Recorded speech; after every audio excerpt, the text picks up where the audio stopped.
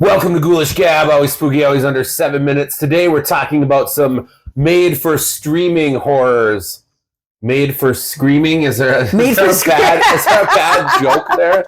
There's the title of the episode. Solid gold already. Thanks for tuning in.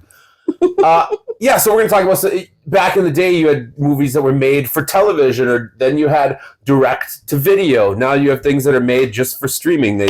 No theaters at all. Just straight to the streaming services, of which there are like 5,000 to choose from.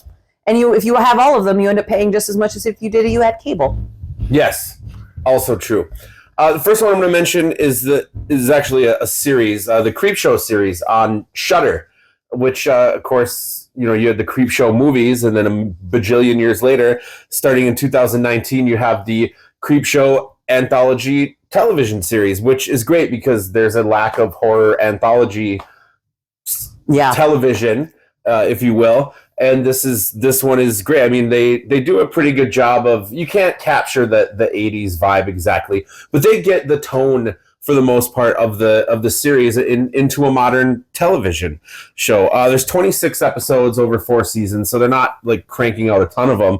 But you get great directors like Tom Savini, Greg Nicotero, Joe Lynch, and then you see people pop up in episodes: Adrienne Barbeau, Justin Long, Ali Larter, et cetera, et cetera. It's fun. It's really good fun, and I hope they keep going with it. Hell yeah!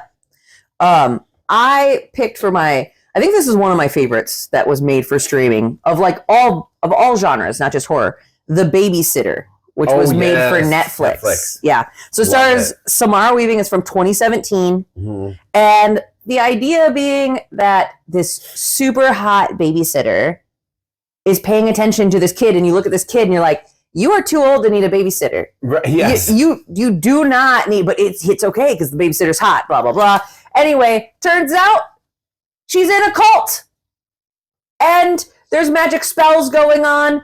And I feel like I could explain this so much more in depth, but I actually don't want to spoil this one because I think it is 1,000% worth watching. And while the main plot is not a spoiler, because you kind of get the idea of there's some cool ass shit that you want to watch to see what happens. So The Babysitter on Netflix. The sequel was pretty fun too, but I didn't watch that. I was scared too because I liked the first one so much. I was kind of scared to watch the sequel. I mean, I think the first one is better, but the sequel is fun. It's still worth a watch anyway, for sure. Prey on Hulu 2022. This one gets a lot of praise, so I won't go on and on about it.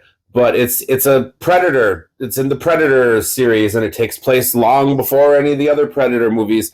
There's a character, Naru. She's a skilled warrior of the Comanche Nation, and she is fighting to protect her tribe against a predator. And it's awesome. She's played by Amber Midthunder, just so you know.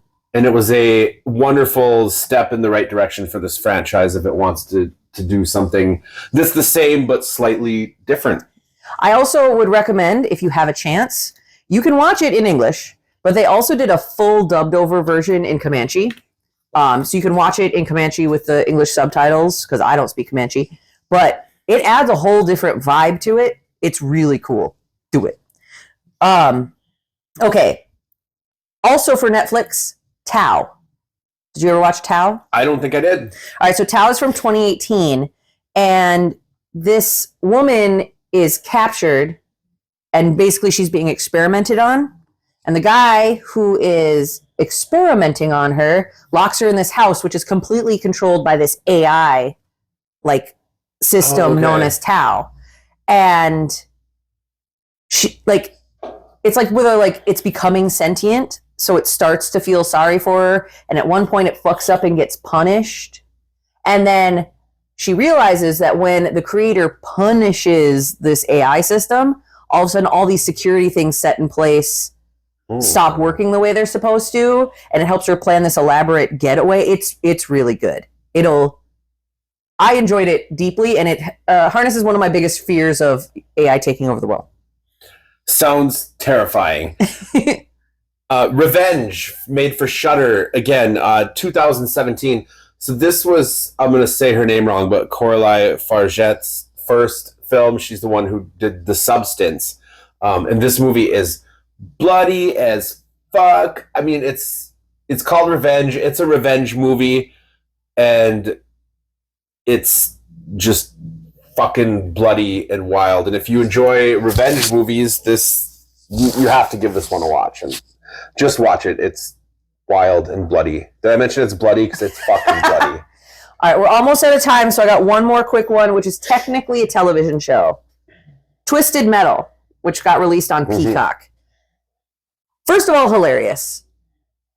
I think it has horror elements, definitely. But if you were a fan of the Twisted Metal games as a kid, I think it I think it really encompasses like what the games felt like. So absolutely watch Twisted Metal. That's all the time we got for today. Tell us some of your made strictly for streaming horror shows and movies and whatever in the comments. Okay, bye.